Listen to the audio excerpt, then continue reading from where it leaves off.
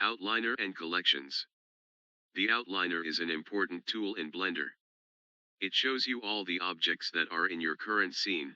It can also show every scene the file has and what objects are in each scene.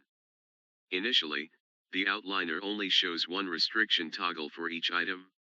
However, you might want to include more options. To the left of the Add Collection button, there is a filter icon for a drop-down menu.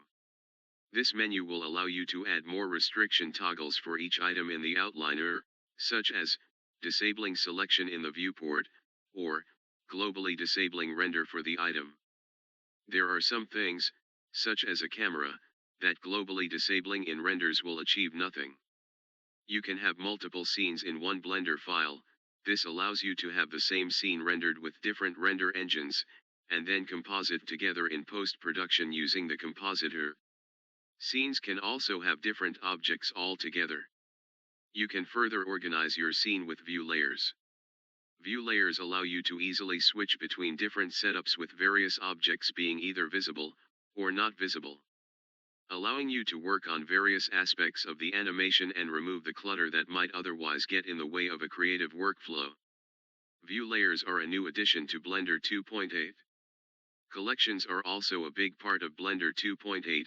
They replace both the layer system and the group system from the previous iterations of the program. Collections can be nested to have collections inside of collections, useful for organizing objects into subcategories of a larger category.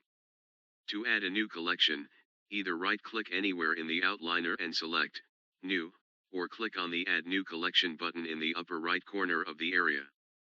Objects can be placed in multiple collections and collections themselves can also be placed in multiple collections, although I do not know why that is needed. As long as an object is in at least one collection that is visible, then the object will be visible. If you turn off visibility for the object, then it will become globally invisible in all collections.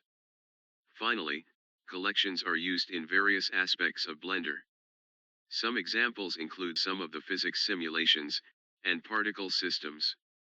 Although for the most part, collections are going to be used for organization. I hope that this has helped you learn a little more about Blender 2.8 and the outliner. Good luck and keep animating.